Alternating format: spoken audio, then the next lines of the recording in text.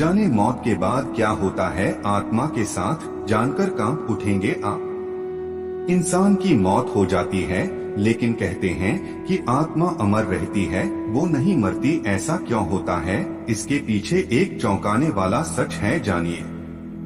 गरुड़ पुराण प्रमुख हिंदू धर्म ग्रंथों में से एक है। किसी की मृत्यु के बाद घर परिवार के लोग ब्राह्मण द्वारा ये ग्रंथ सुनते हैं। इस पुराण में भगवान विष्णु ने अपने वाहन गरुड़ को मृत्यु से संबंधित अनेक गुप्त बातें बताई हैं। मृत्यु के बाद जीवात्मा यमलोक तक किस प्रकार जाती है, इसका विस्तृत वर्णन गरुड़ पुराण में बताया गया है। वीडियो में आगे बढ़ने से पहले हमारे YouTube चैनल जीवन ज्ञान संगम को लाइक सब्सक्राइब करें और कमेंट में जय श्री राम लिख दे, आपका कल्याण ही कल्याण होगा। आज हम आपको गरुड़ पुराण में लिखी कुछ ऐसी ही खास व रोचक बातें बता रहे हैं। गरुड़ पुराण के अनुसार जिस मनुष्य की मृत्यु होने वाली होती है वह बोलना चाहता है, लेकिन बोल नहीं पाता। अंत समय में उसकी सभी इंद्रियां, बोलने, सुनने आदि की शक्ति नष्ट हो जाती हैं और वह जड़ अवस्था में हो जाता है, यानी हिलडुल भी नहीं पाता। इसके बाद उसके मुंह से झाग निकलने लगता है और लार टपकने लगती है। उस समय 2 यमदूत आते हैं। उनका चेहरा बहुत भयानक होता है, नाखून ही उनके शस्त्र होते हैं। उनकी आंखें बड़ी बड़ी होती हैं। उनके हाथ में दंड रहता है। यमराज के दूतों को देखकर प्राणी भयभीत होकर मलमूत्र त्याग करने लग जाता है। उस समय शरीर से अंगुष्ठ मात्र, अंगूठे के बराबर जीव हा हा शब्द करता हुआ निकलता है, जिसे यमदूत पकड़ लेते हैं। 2 यमराज के दूत उस शरीर को पकड़कर उसी समय यमलोक ले जाते हैं, जैसे राजा के सैनिक अपराध करने वाले को पकड़कर ले जाते हैं।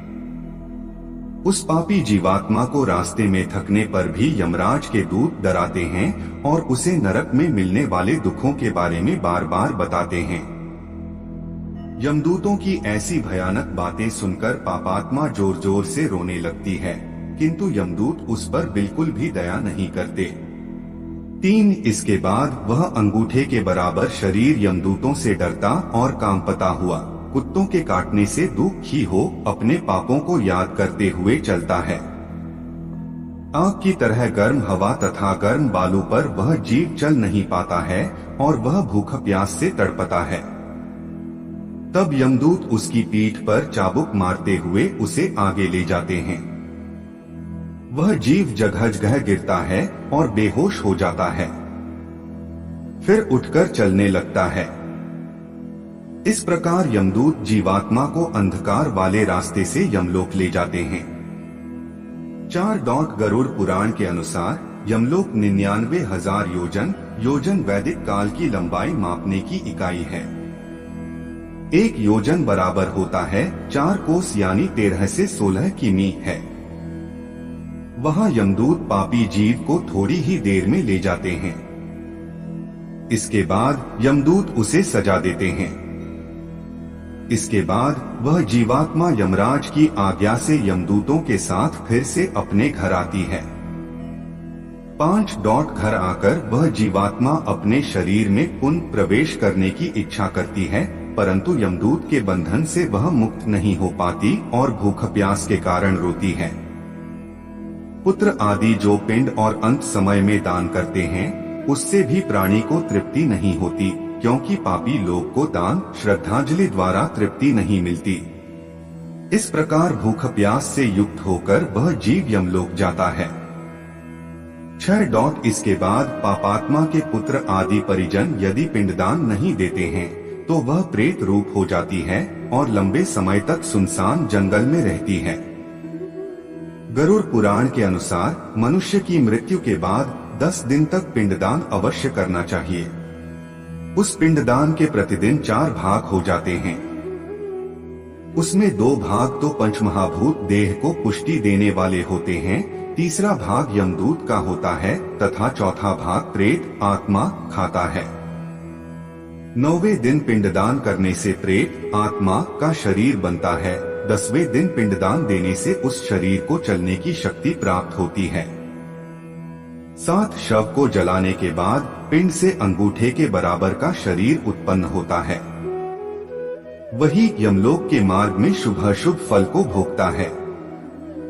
पहले दिन पिंडदान से मूर्धा, सिर, दूसरे दिन से गर्दन और कंधे, तीसरे दिन से हृदय, चौथे दिन के पिंड से पीठ, 5वें दिन से नाभि, छठे और 7वें दिन से कमर और नीचे का भाग, 8वें दिन से पैर, 9वें और 10वें दिन से भूख प्यास आदि उत्पन्न होती है। ऐसे पिंड शरीर को धारण कर भूख प्यास से व्याकुल प्रेत 11वें और 12वें दिन का भोजन करता है। 8 यमदूतों द्वारा 13वें दिन प्रेत आत्मा को बंदर की तरह पकड़ लिया जाता है। इसके बाद वह प्रेत भूख प्यास से तड़पता हुआ यमलोक अकेला ही जाता है। यमलोक तक पहुंचने का रास्ता वैतरणी नदी को छोड़कर 86,000 योजन है। 47 दिन लगातार चलकर आत्मा यमलोक पहुंचती है। इस प्रकार मार्ग में 16 पुरियों को पार कर पापी जीव यमराज के घर जाता है। 9 इन 16 पुरियों के नाम इस प्रकार हैं: सौम्य, सौरिपुर, नगेंद्र भवन, गंधर्व, शैलागम, क्रौंच, क्रूरपुर, विचित्र भवन, बहवापाद, दुखद, नानाक्रंदपुर, सुतप्त भवन, रौद्र, पयोवर्षण, शीतढ़, बहुभीति। इन 16 पुरियों को पार करने के बाद आगे यमराज पुरी आती है। पापी प्राणी यम पाश में बंधे हुए मार्ग में हाहाकार करते हुए अपने घर को छोड़कर यमराज पुरी जाते हैं। आज के लिए बस इतना ही। मिलते हैं न्यू वीडियो पर। जय हिंद, जय भारत।